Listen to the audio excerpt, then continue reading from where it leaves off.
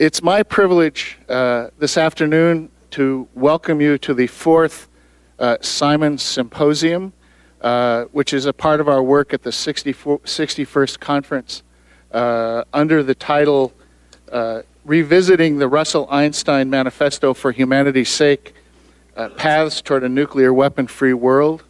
We've had the good fortune to have this SIMONS Symposium in a number of recent conferences, and it's always the portion of our work that is devoted in a focused way to examining paths toward a nuclear weapon-free world.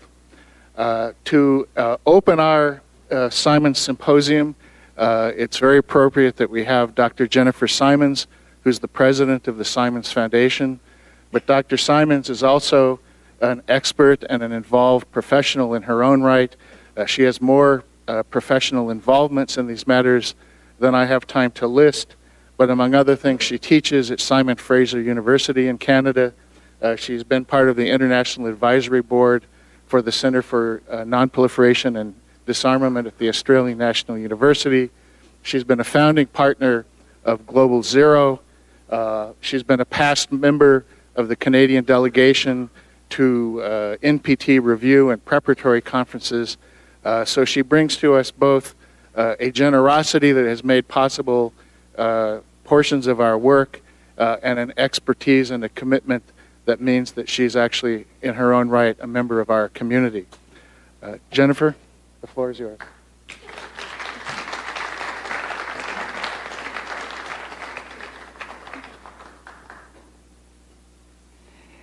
Thank you, Steve, and good afternoon, everyone. I appreciate very much the opportunity to introduce the fourth SIMONS Symposium on Nuclear Disarmament. I'd like to add my welcome to the gentlemen who've come before me and to congratulate Dr.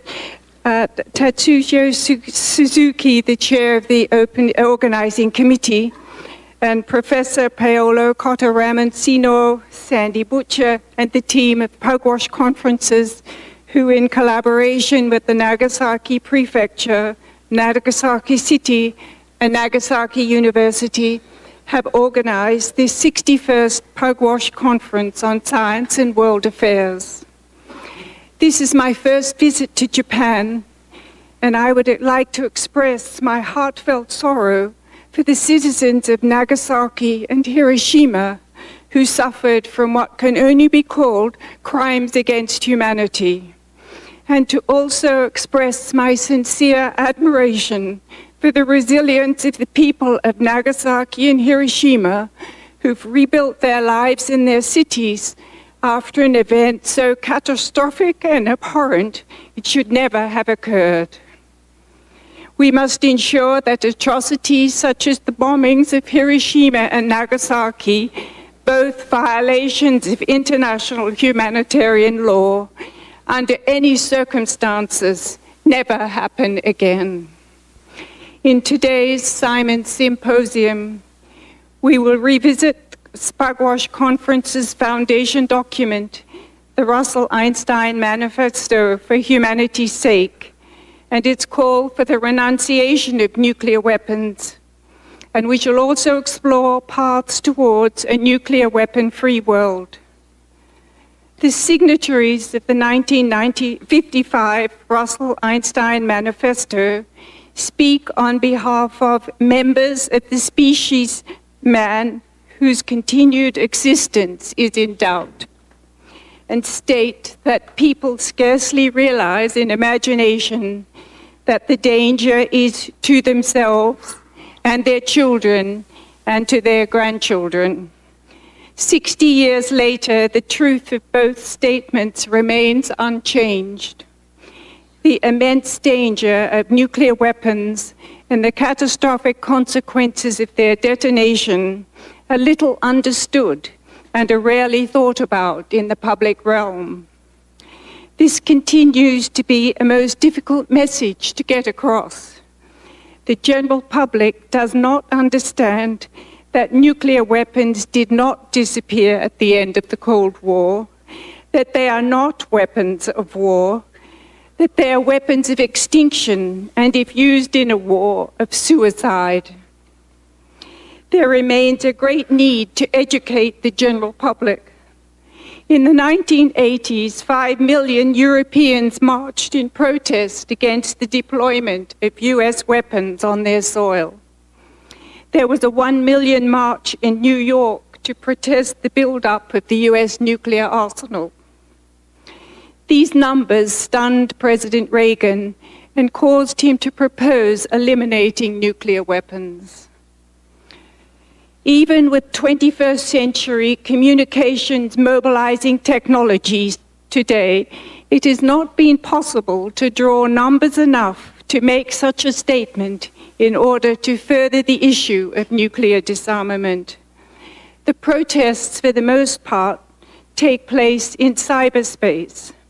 Yet, if on the ground, the visibility would raise the citizens' awareness of the dangers and encourage more people to participate in activating for a world free of nuclear weapons, we have not to date found the way. The manifesto calls for the renunciation of nuclear weapons, to give them up. But its basic premise is that nuclear weapons are here to stay, and despite agreements not to use them, the signatories believe that in times of war, these agreements would no longer be considered binding.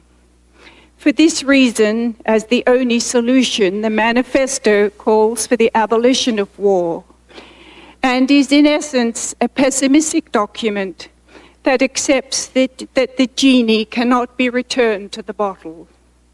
It dooms humanity, this generation, and all future generations to ceaseless activity, to eliminate, to dismantle, to destroy, and somehow dispose securely and safely the highly enriched uranium and plutonium. And at zero, to monitor and to police ad infinitum for signs of breakout, for any resumption of nuclear weapons activity. Fortunately, dramatic advances in technology since 1955 have made it possible to monitor all explosions using seismic technology developed to monitor earthquakes. Satellite technology makes it possible to monitor developments from outer space. Technology is available to verify adherence, and commitments on transparency make on-site monitoring possible, all of which certainly eases this Sisyphean task. 1995 was a simpler time. When Lord Russell and Albert Einstein initiated the manifesto, there was a total of 3,267 nuclear weapons possessed by only 3 countries: the United States, the Soviet Union, and the United Kingdom. The political militarized realm has changed. There are now 9 countries, counting North Korea, with some 15,800 nuclear weapons between them, and with 1,800 of the US and the Russian weapons on high alert status and targeted for immediate launch. All nuclear weapon states are upgrading, creating new capabilities for their nuclear weapons, and planning and budgeting for years ahead to continue to modernize their programs, their delivery systems, and the infrastructure required for their maintenance. Pakistan is rapidly expanding its nuclear arsenal, far exceeding that of India, its nuclear rival, and within 10 years could be the 3rd largest nuclear power.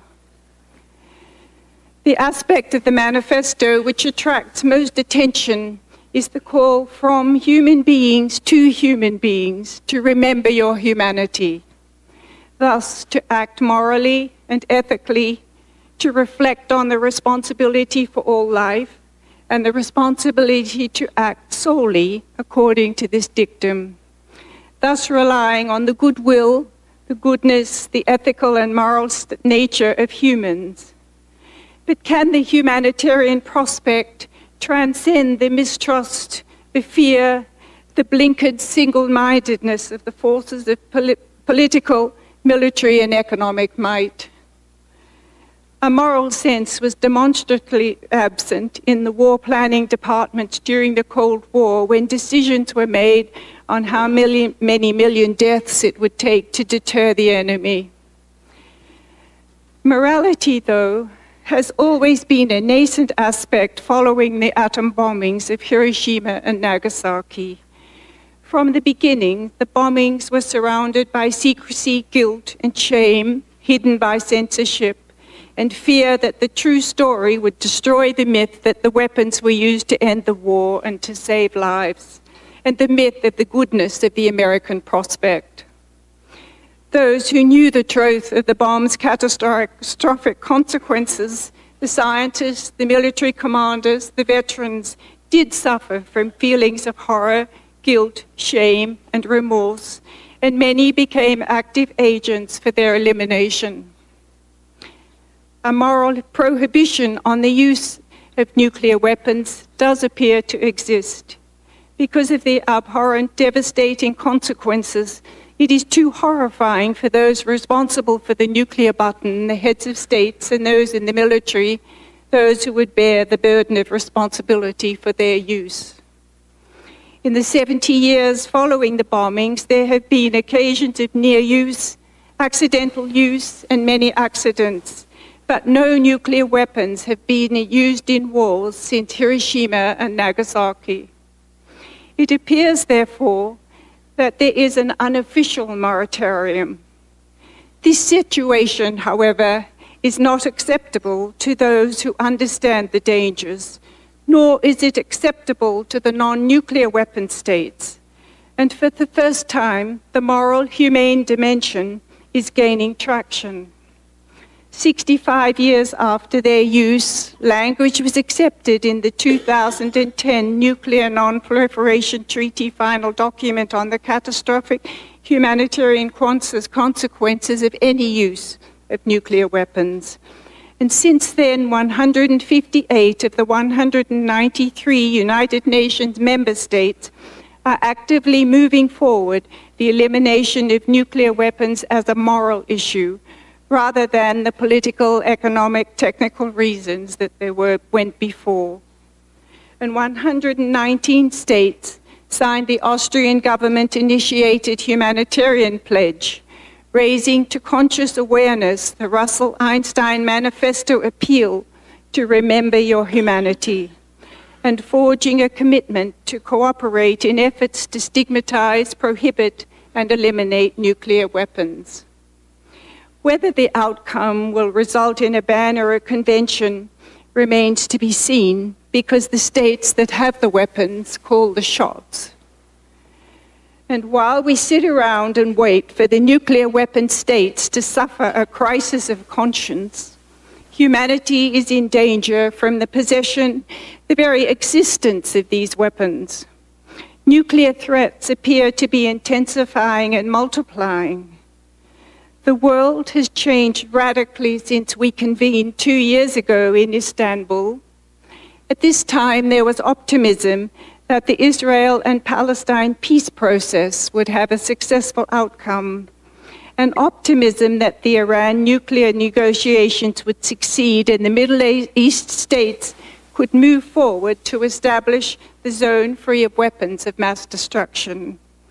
Only the Iran nuclear negotiations were successful.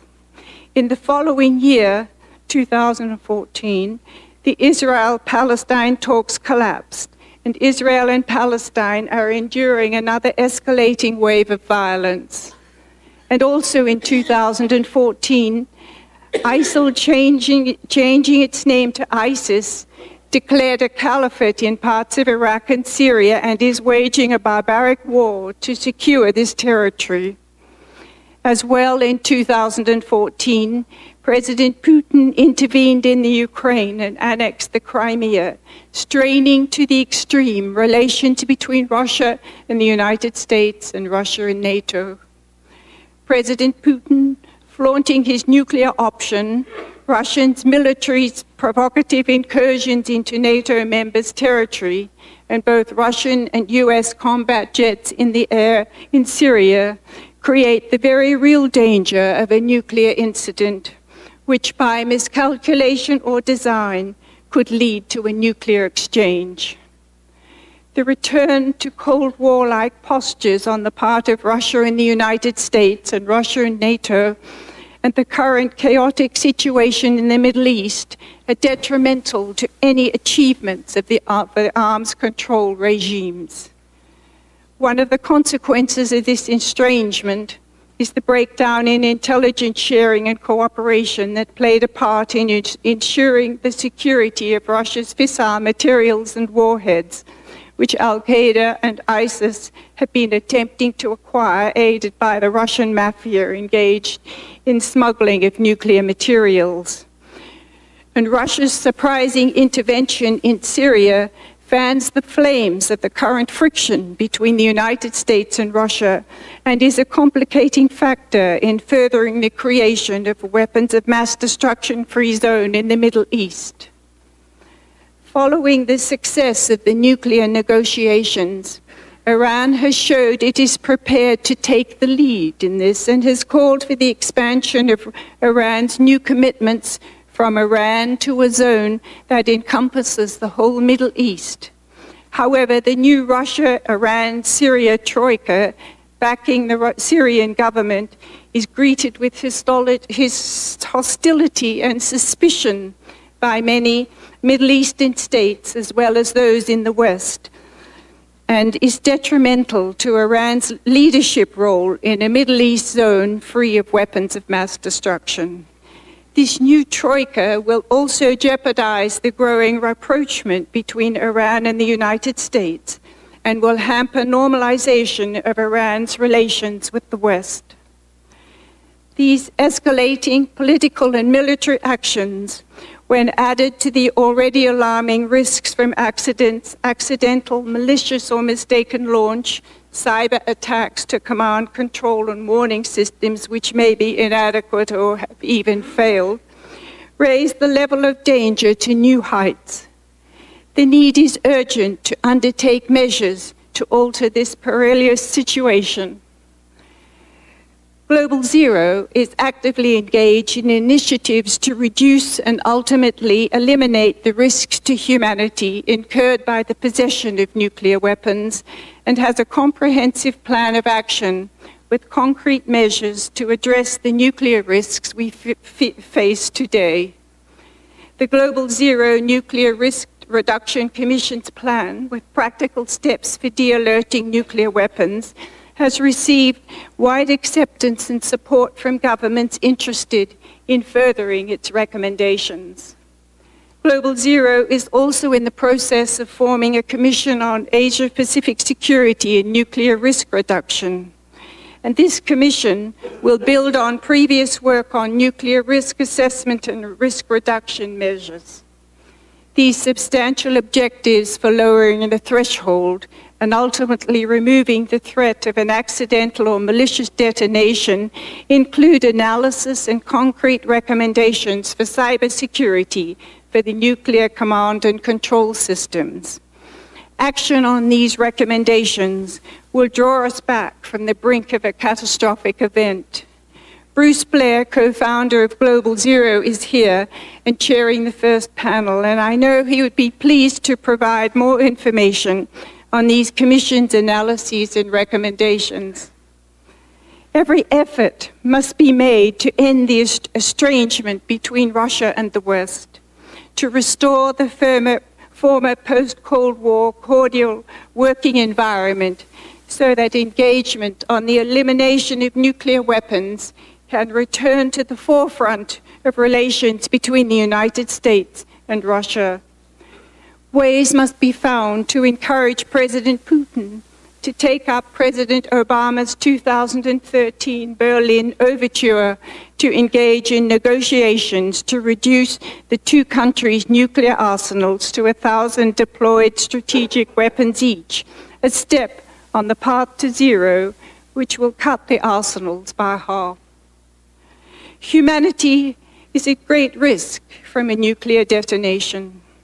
Eric Schlosser, investigative journalist and author of Command and Control, in a recent interview said that, and I quote him, The odds of a major city somewhere in the world being destroyed by a nuclear weapon are probably greater today than ever before. Unlike global warming, that sort of catastrophe will occur instantaneously and it won't be reversible. We do not want a catastrophe such as this to be the catalyst for the elimination of nuclear weapons and a ban. We all know the risks, and we must continue with a renewed urgency on the path to a world free of nuclear weapons. The way forward is clear, yet the challenge is immense. And I look forward to a future exchange of ideas on ways and means to achieve this nuclear weapon-free world in order to ensure that crimes against humanity, such as those inflicted on Hiroshima and Nagasaki, never again occur. Thank you very much.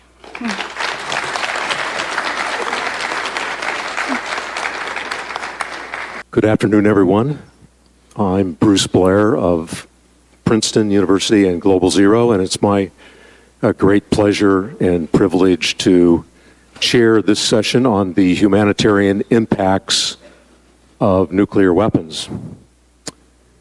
In the name of deterrence and security, the 9 countries that possess nuclear weapons today are, as we speak, devising elaborate schemes for using these weapons intentionally.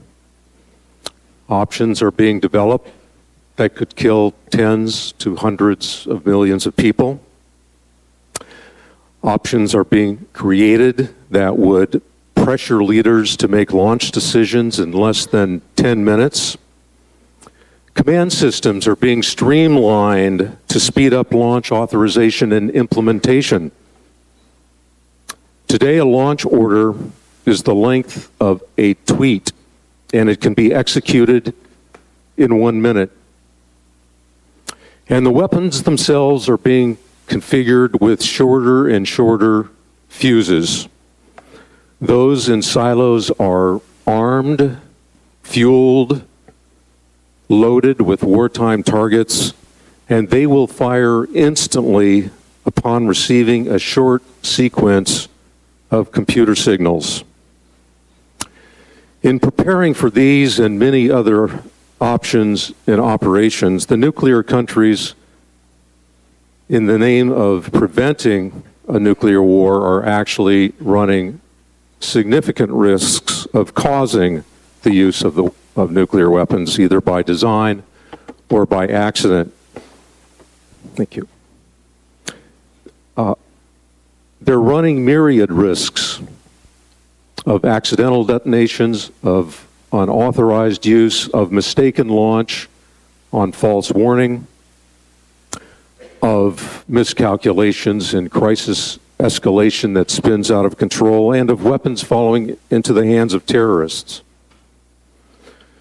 The humanitarian impact movement rigorously examines the human, environmental, and societal consequences of such risks. I had the privilege of addressing the humanitarian consequences conferences convened in Mexico and Vienna to address the risks of the use of nuclear weapons. And I'm very pleased today to be able to present 2 experts who will address the environmental, medical, and other consequences of their use. The general public, as we all know, is almost totally ignorant of these consequences. So the need for further research, and especially of public education, is acute. For our own edification this afternoon, we have, as I said, 2 expert panelists. Professor Masao Tomonaga is Professor Emeritus of Nagasaki University and Honorary Director of a atomic bomb survivors hospital in Nagasaki, as well as the Director of a clinic for atomic bomb survivors in Nagasaki. He's conducted extensive field research here in Japan, Mongolia, and elsewhere. And then we will hear from Ms. Linh, Schroeder, who heads the Japan mission of the International Committee of the Red Cross, an organization that would be essentially engaged, involved, and responsible to come to the aid of victims of the use of the atomic or thermonuclear bomb. So with that introduction, I turn the floor over to Professor Tomonaga.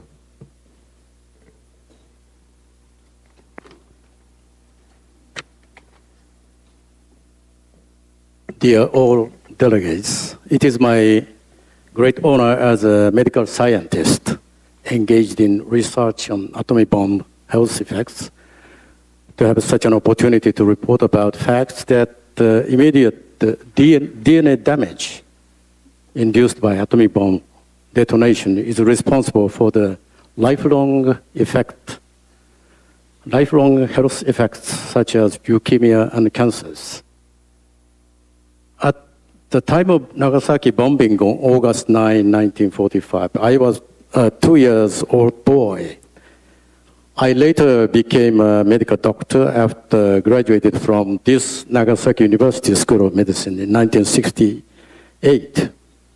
Young survivors were developing leukemia at the time.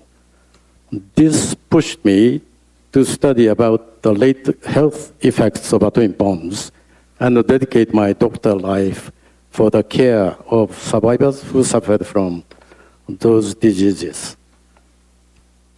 Next slide, please. Under two mushroom clouds, more than 200,000 citizens, combining Hiroshima and Nagasaki numbers, died immediately or within 3 months due to injuries and acute radiation sickness. The same number of citizens became survivors, namely hibakusha in Japanese language. I don't have any real memory of atomic bomb due to my age. Nevertheless, I witnessed a lot of health problems. Hereby, I'll report in chronological order. Next slide, please. The Boxcar Fatsman bombardment first aimed at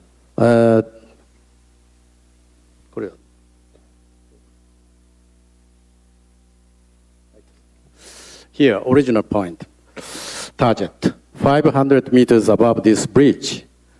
The real center of Nagasaki City. My home was located only 1 kilometer from this target.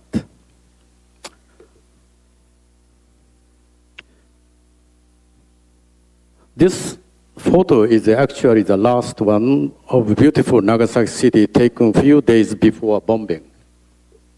Here you see Nagasaki University hospitals. The largest medical facility in the city at that time. Next slide, please. The bomb floated to the north due to strong wind and detonated 500 meters above this point. University Hospital was located only 600 meters. This campus is 600 meters from the hypocenter. We cannot see it hidden under the cloud in this photograph. About 70% of the city was completely destroyed by the blast wind and fire. My family's wooden house, now located 2.7 kilometers from the ground zero, was also crushed down and burned out in 10 minutes. My mother found me sleeping between a narrow space under the roof. We escaped successfully from the fire and fortunately survived. Later, I found this 2.7 kilometer distance is very critical in terms of radiation exposure. Next slide, please. Red area indicates 100% destruction, and green and yellow partial destruction. Thus, the city area was 75% devastated. This was a little bit different from Hiroshima, which was over 90% destroyed because of flat city areas. Next slide, please. Within 1.5 kilometer, circle, all citizens received severe heat rays. Those living at the ground zero became immediately to burns. Others within 500 meters became black carbonated and severely burned around 1 kilometer or more. Their burned skin dropped down, causing severe pains and bleeding. Next slide, please. In the first day, 24 hours after of bombing, all wounded survivors were just waiting for rescue, but this was in vain. Next slide, please. The university hospital building was the only place where the immediate death rate was around 50% due to heavy concrete shieldings. Otherwise, the rate was 90% or more within this 600-meter circle. 900 medical students, nurses, professors died. Thus, the largest hospital in Nagasaki collapsed, and other medical facilities were almost all destroyed. Subsequently, medical aid, first rescue, became unavailable for agonizing evacuees. Radiation was the least energy of atomic bombs, comprising only 15%. But its health effect was enormous. Acute radiation sickness as a form of hair loss, which usually began around 10 days after bombing due to hair roots damage. And it meant 70% probability of death due to simultaneous organ damage, such as bone marrow and the intestines. A few survivors could overcome this acute radiation sickness, but they became a member of high-dose exposure evacuees. Next slide, please. Mr. Taniguchi was 16 years old at the time, and he received heat ray from the back when he was on a bicycle for post-delivery, approximately at point 1.7 kilometer. After long patience on bed rest for more than 1.5 years, he could recover and now become a leader of nuclear abolition movement. His skin looks fairly well healed, but by careful observation, his entire back is wound tissue, which has no normal skin function, such as sweating in summertime. So summertime is thus terrible season for him. Next slide, please. As mentioned already, major hospitals were collapsed and the medical aid was totally absent in the first few days, and a small ambulant hospital was opened in a partially destroyed primary school. In this poor medical facility, many survivors died due to acute radiation sickness and inadequate therapy. No blood transfusions, no antibiotics, no good foods. Next slide, please. My house was located at the corner of the street, here, crushed by the heavy wind and immediately fired. By chance, we were a little bit out of radiation margin of 2.5 kilometers from the ground zero, because it was later reviewed by a dose estimation study that meaningful dose of radiation in terms of health effect was around 2.5 kilometers. Next slide, please. When a pregnant woman, especially in early 3 months of pregnancy, was exposed to heavy radiation within 1 kilometer, she bore a baby showing an early stopping of brain development, causing small head called microcephaly. This caused a mental retardation. Next slide, please. Some autopsy cases showed typical organ damage, such as the destruction of colons and the bone marrow. These survivors showed severe bleeding from the colon, and blood forming capacity was gradually declined. And severe anemia and also white blood cells ensued. They died of rapid development of general weakness and complicated infections due to immune deficiency. You see normal colon and bone marrow in the lower panel. The death rate curves, this one, according to the distance, were overlapped between Hiroshima and Nagasaki, as if two experiments reproduced the same result. Next slide, please. The first distinct sign of atomic bomb radiation-induced health effects was leukemia induction. As early as 3 years after the bombings, Hiroshima and Nagasaki, doctors at the same time began to notice an increased number of relatively rare disease leukemia, especially among children survivors. A statistical study clearly showed distance effect, as shown in this figure. Among less than 1.5 kilometer exposed group, these black lines, incidence per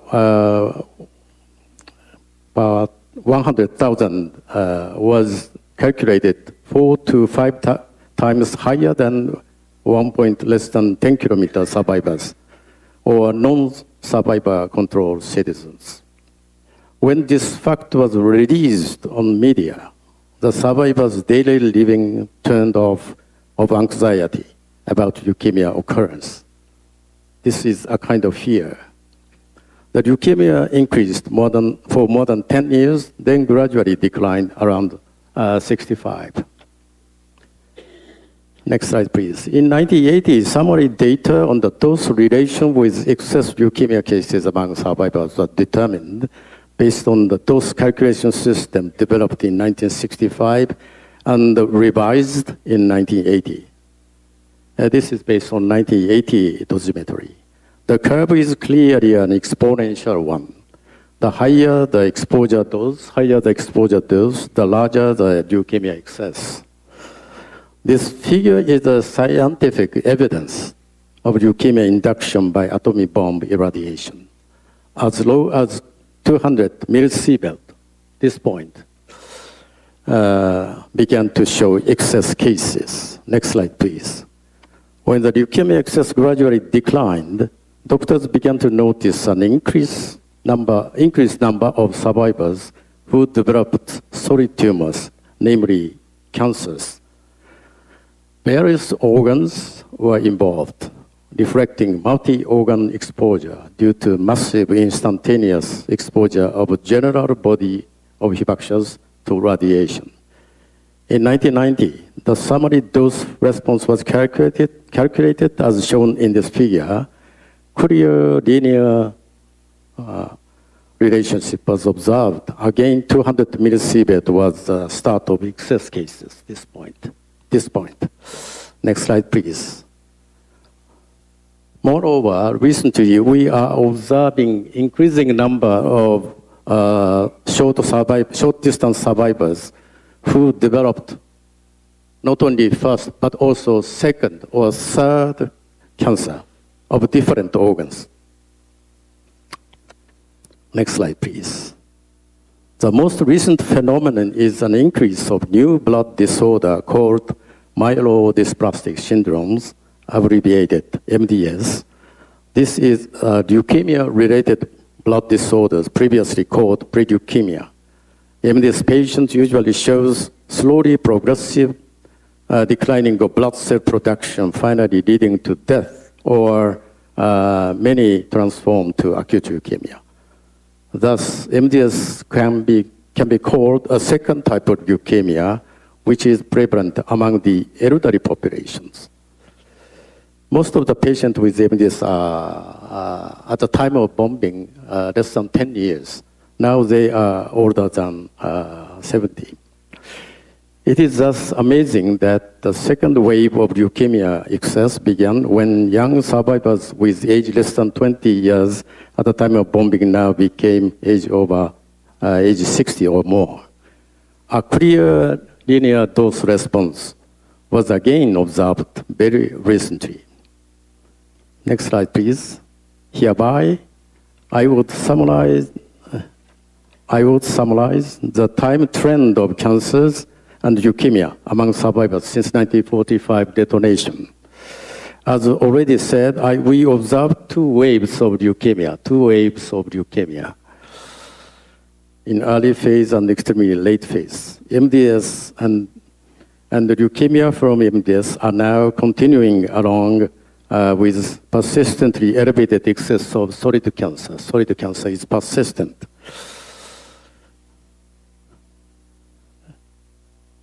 These findings are extremely important because an important question, medical question or scientific question comes out. Why the health effects of atomic bombs continues as if almost entire life of such young survivors is determined to develop excess cancers or leukemia. Next slide, please. In the context of this question, we atomic bomb researchers consider a hypothesis called stem cell hit theory.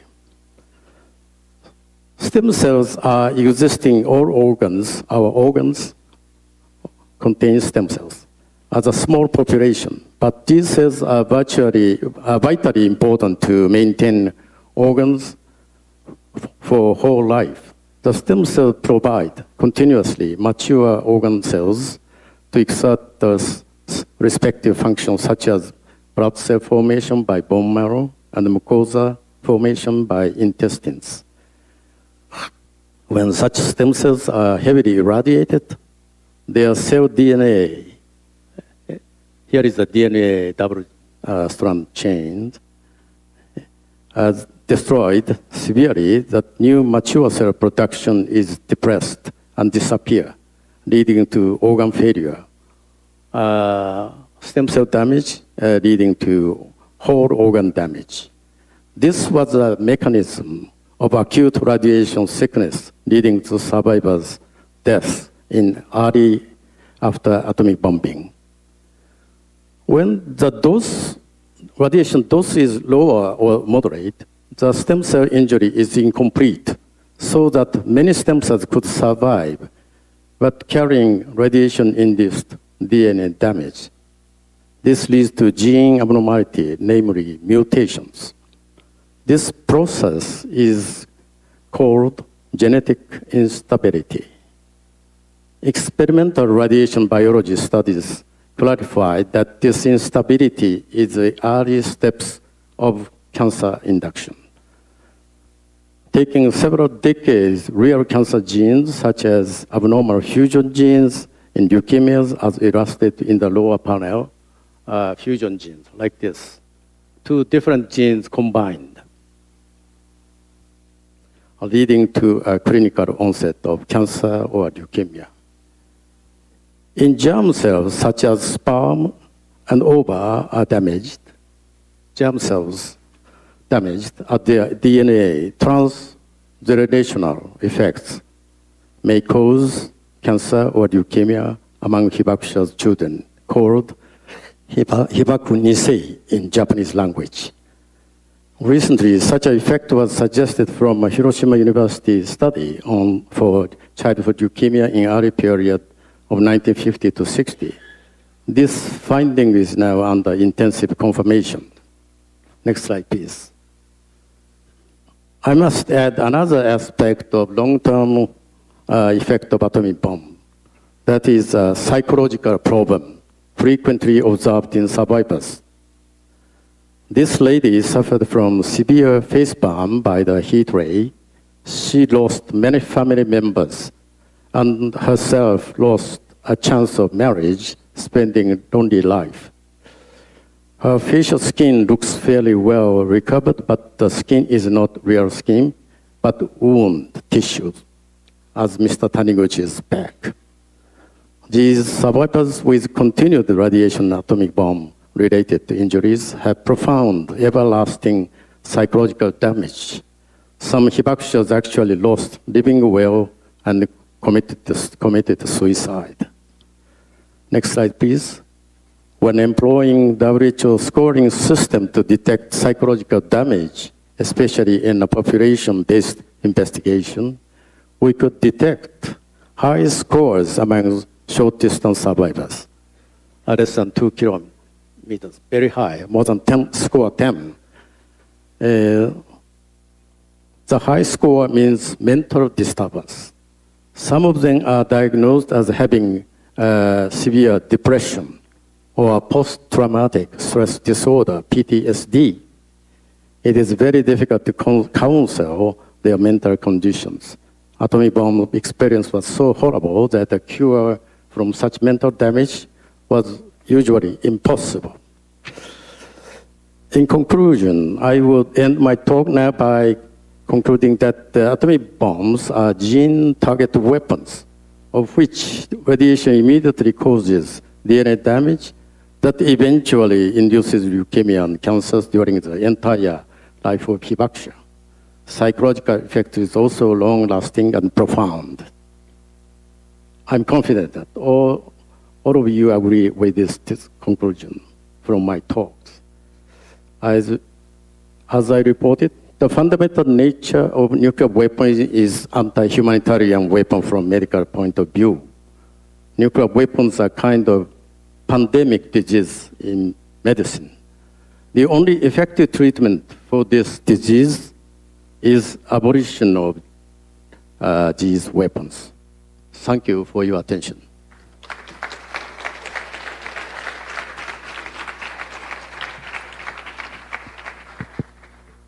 Thank you very much, Professor, for that compelling. Excellencies, Mr. Chairman, distinguished guests. Let me first thank the organizers for inviting the International Committee of the Red Cross to speak today to such a distinguished audience on a subject that is at the heart of our humanitarian mission. The ICRC and the International Red Cross and Red Crescent movement have been concerned with nuclear weapons ever since they were used in Hiroshima and Nagasaki. As we commemorate the 70th anniversary of the atomic bombing of these two cities and their inhabitants, it is an important moment to remember the destructive power of nuclear weapons and their inhuman costs. Indeed, nuclear weapons are unlike any other weapon in the scale of destruction and horrific human suffering and agony they cause. And because of the quasi-impossibility to control and limit the immediate and long-term effects on civilians and the environment, particularly when used in or near populated areas. The horrible consequences of blast, heat, radiation released by nuclear weapons on non-combatants, civilian objects, and natural environment have been vividly shared this morning by Hibakusha, so I will not attempt to describe them. In their testimony, everything happened within a few seconds. But for many of those who survived, those few seconds have had a long life impact. Dr. Tomonaga explained to us the evidence collected these past decades on health effects. And Japanese Red Cross hospitals still treat thousands of cancer and leukemia patients attributed to radiation. In addition to the constant physical suffering survivors endure, the psychosocial effects are less talked about, but as painful. We still don't know the full extent of the needs of survivors. Based on cases where nuclear weapons were both used and tested, the consequences on their children are now being studied, including children of atomic bomb survivors who were born in the years following the parents' direct exposure. Other important new information on health and environmental effects have come out of international conferences of Oslo, Nayarit, and Vienna. The environment is impacted both by radiation and non-radiation effects of nuclear detonation, which would vary depending on the type of nuclear weapon used, the location of the explosion, type of terrain, and weather conditions. However, we know for certain that one of the major challenges in the longer term would be the restoration of livelihoods, as vast areas of lands where the detonation occurred would become unusable for a very long time. We also know that the impact of nuclear detonation would not be limited to national borders. and would cause damage to the environment and global climate. Recent research has projected that the use of only 100 Hiroshima-sized bombs, which is less than 0.5% of the current arsenals, would cause more than 5 million tons of soot from urban and industrial fires be lofted into the upper atmosphere, making global temperatures fall by an average of 1.3 degrees Celsius for several years, and dramatically shortening the growing season in key agricultural areas. As a result, there would be severe decrease of global food production and supplies, 20% lower in the years immediately following the event, 10% lower even after a decade. The world is already ill-prepared to deal with much smaller declines in food production. In this scenario, more than 1 billion people around the world might face starvation. Excellencies, ladies and gentlemen, the International Committee of the Red Cross and the International Red Crescent and Red Cross movement is known for its responses to disasters and crises, both natural and man-made. Together with the Japanese Red Cross Society, the ICRC learned much from its experience in Hiroshima. And in the past years, we have sought to better understand the current degree of preparedness of Red Cross and Red Crescent national societies and other international agencies and states to bring aid to the victims of a nuclear explosion. The ICRC analysis, as well as a survey conducted in 2014 within the UN system, showed that there is no effective and adequate international response capacity with which the victims in the immediate aftermath of the nuclear explosion could be assisted, while protecting those giving assistance. The number of victims would vary greatly depending on the type of nuclear weapon used and the location of the explosion. It is, however, highly likely that the sheer number of casualties and the level of destruction will exceed the response capacity of any first responder, whether state or humanitarian organization, especially if it occurs in highly populated areas. An overwhelming number of people would need immediate treatment for severe and life-threatening wounds, but no such treatment or assistance nor adequate place to provide them would likely to be available in the short term. The Hibakusha's accounts include extremely graphic illustrations of how people sought assistance, but the hospitals had been damaged, medical doctors and nurses killed, and the medicine contaminated. As noted by the first foreign doctor to arrive in Hiroshima to assist the victims, the ICRC head of delegation in Japan, Dr. Marcel Junot, Hiroshima's capacity to treat victims had been wiped out. Anyone seeking to provide essential services to the survivors would face unique dangers and difficulties following any nuclear explosion.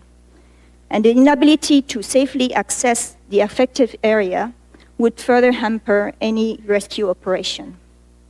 There would be significant challenges in prioritizing needs, allocating the few resources available, organizing the transfer of victims outside contaminated areas, and coordinating relief efforts. The suffering of survivors will only increase. It is also very important not to create a situation where nuclear powers somehow place the responsibility for coping with the human impact on humanitarian organizations. Ladies and gentlemen, the use of nuclear weapons also raises a number of concerns under international humanitarian law. IHL seeks to alleviate the effects of armed conflict for humanitarian reasons by imposing limits on the choice of means and methods of warfare. IHL does not specifically prohibit nuclear weapons. It does not regulate their development, production, possession, or transfer.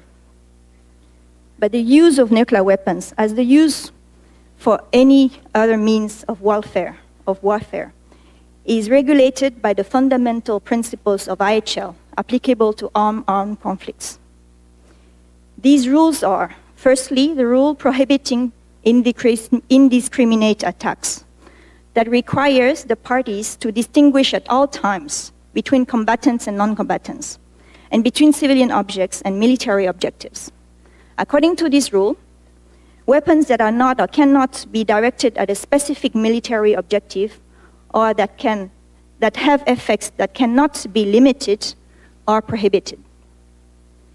Nuclear weapons are designed to release blast, heat, and radiation that can disperse these forces over very wide areas, as we have seen in Nagasaki and Hiroshima, raising questions as to whether such weapons can be directed at a specific military target.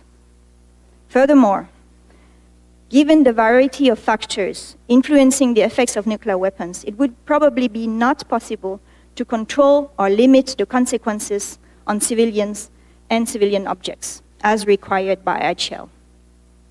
Serious issues are also raised by the rule of proportionality in attack, which requires that the concrete and military advantage anticipated outweigh the foreseeable incidental impact on civilians.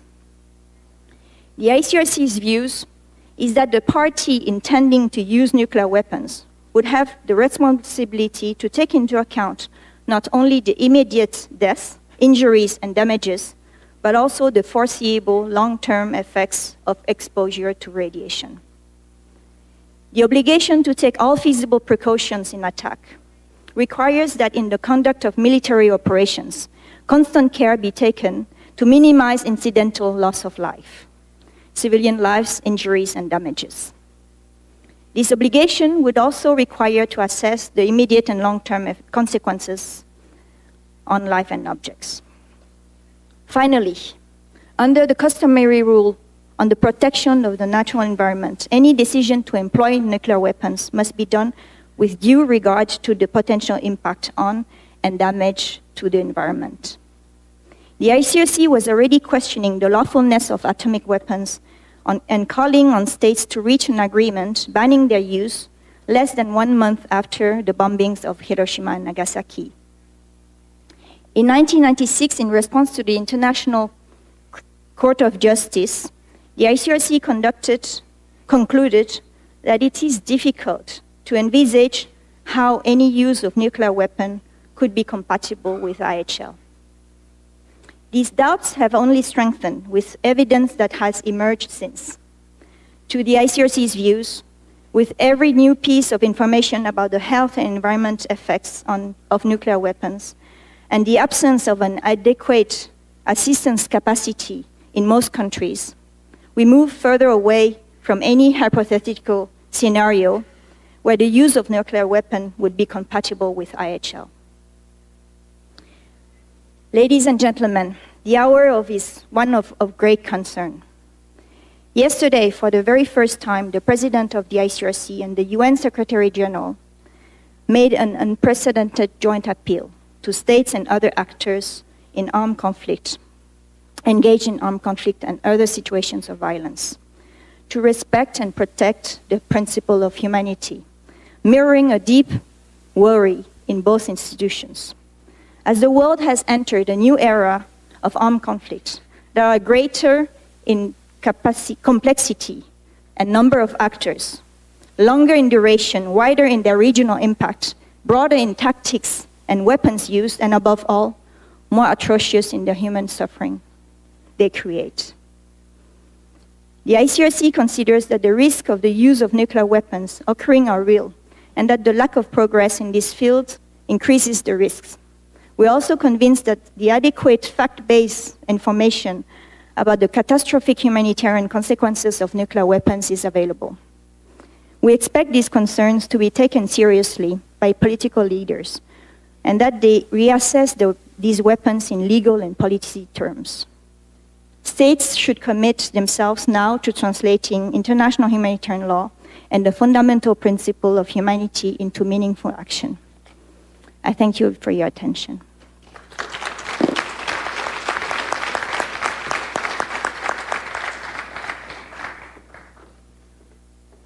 thank you for an illuminating survey, and a very sobering one at that.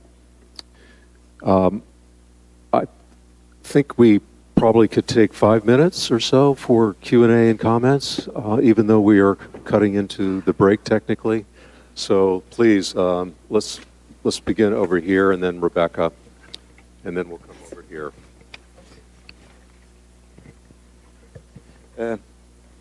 My name is Carlo Trezza. I come from Italy. My question is that well, the catastrophic humanitarian consequences are evident, and I thank the two speakers to illustrate them.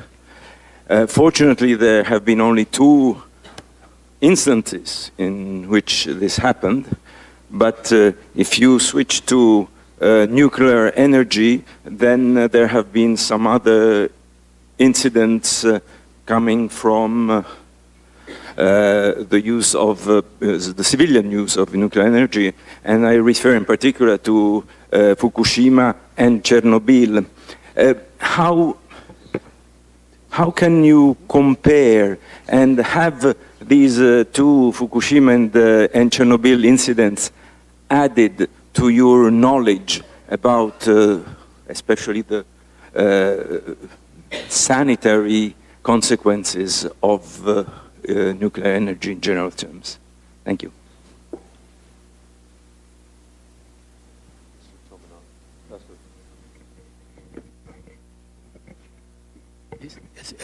Ethical?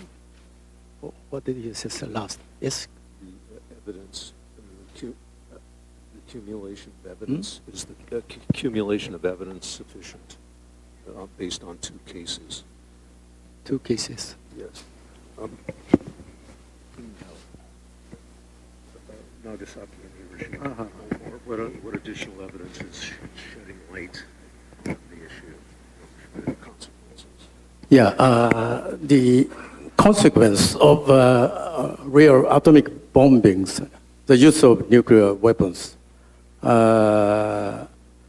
we provided evidence for the complete destruction of our societies. If this happens as a war using more than 100 nuclear weapons, the catastrophe is enormous and become global. As Dr. Schroeder said, global famine, lack of foods will lead to loss of more than 10 billion human beings. This cannot be tolerated by any country, any nations.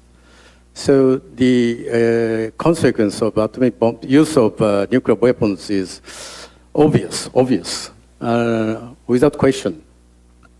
Without question, we cannot tolerate this situation.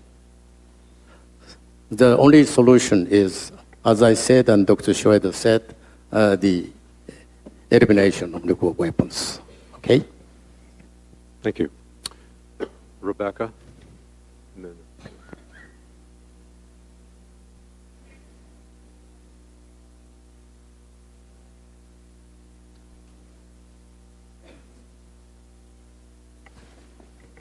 Thank you very much, Rebecca Johnson from Pugwash in the UK.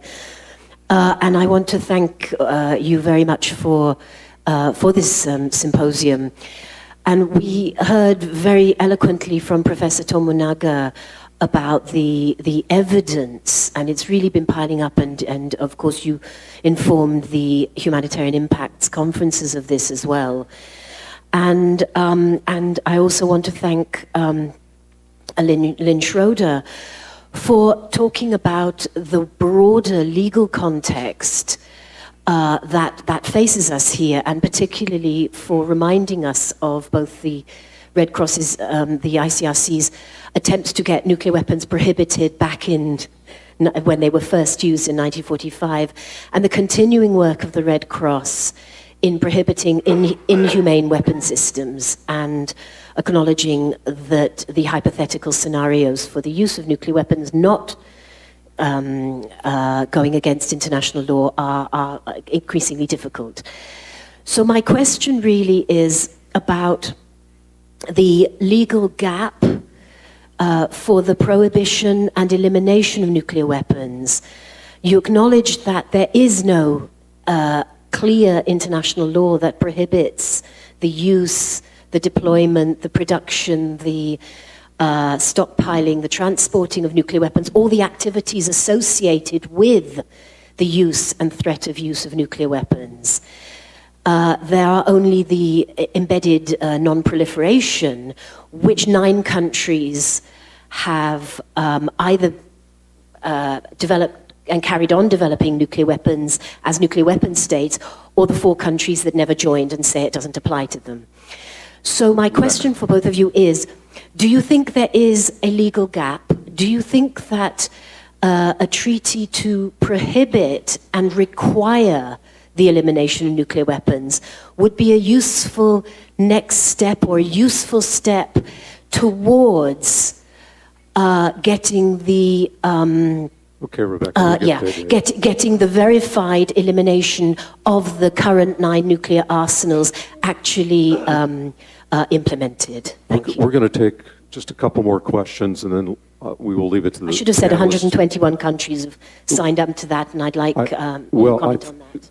Rebecca, I actually think that that's a subject for the next panel or a future panel. This is a panel dedicated to the kinds of issues that were presented today.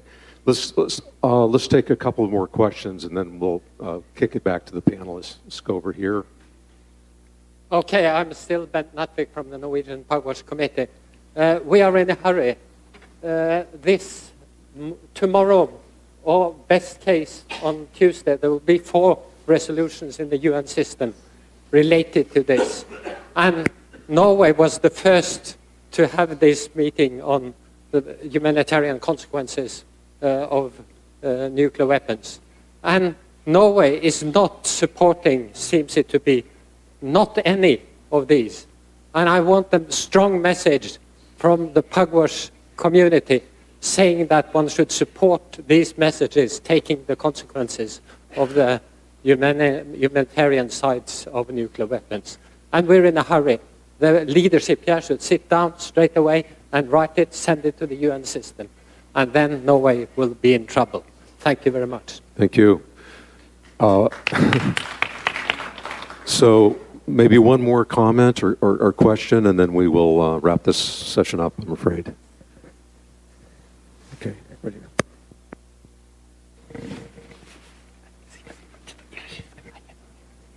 It's not a question from me, but it was the first question that the gentleman asked, which I think Dr. Tomonaga misunderstood.